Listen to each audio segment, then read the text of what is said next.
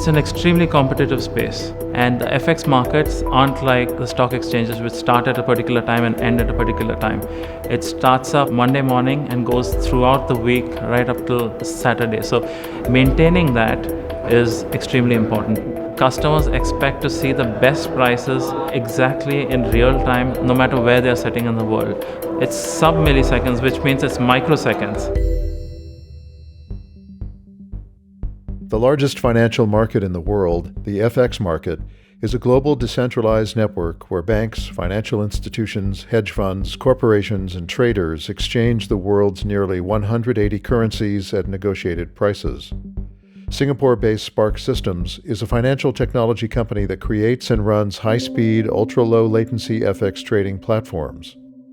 Chaitanya Peddada of Spark talked to the forecast about its goal to double average daily trader volume. In order to do that, we have to ensure that we have all of our basics right, which means the software services on our side, the customer support on our side, and most importantly, the infrastructure, because that's where it takes a lot of lead time in order to set up the infrastructure, which we maintain.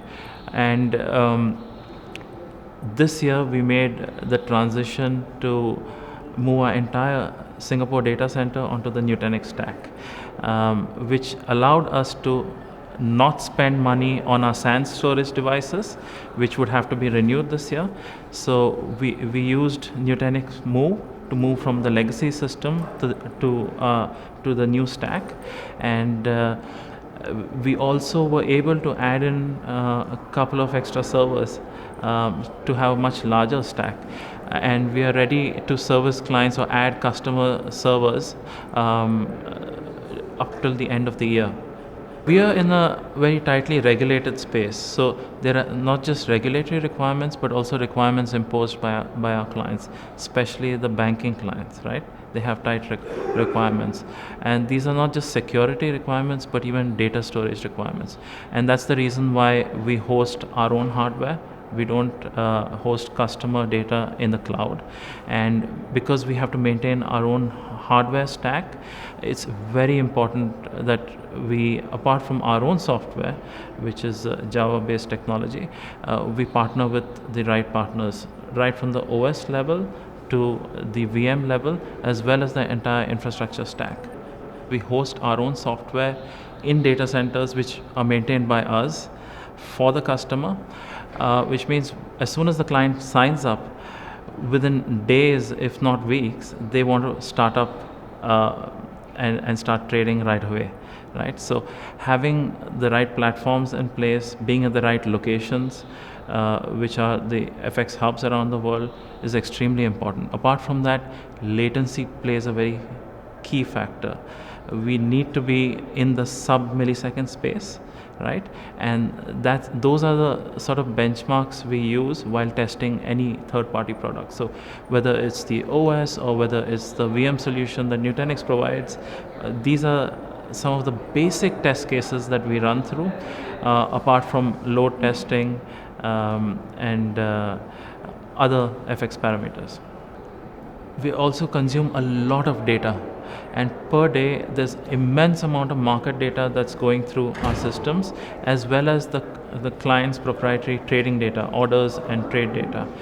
All of this data has huge potential in order to leverage for building TCA systems or AI-enabled TCA systems, right?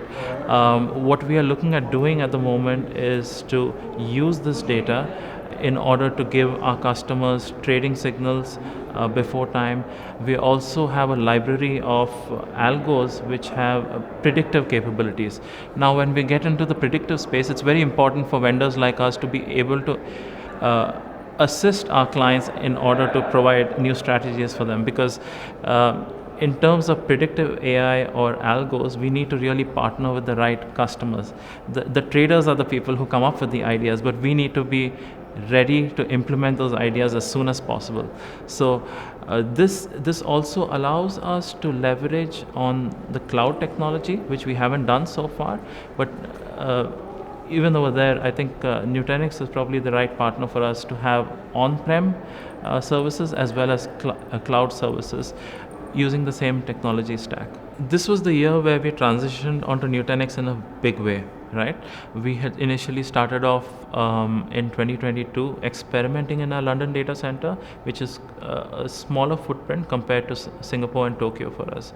And this year we took the decision to transform the entire Singapore data center onto a Nutanix HCI stack. The most interesting thing about this transformation was, as I told you, we have only a small window to do a migration per week, so it's 1.5 days per week, and over a period of 6 weekends our team managed to transform the entire stack onto the Nutanix HCI stack. We've gone issue free so far, which is a first probably in my career. We haven't had any migration issues because there was also a lot of support from not just from Nutanix but also from Nutanix partners to practice and prep for this migration process.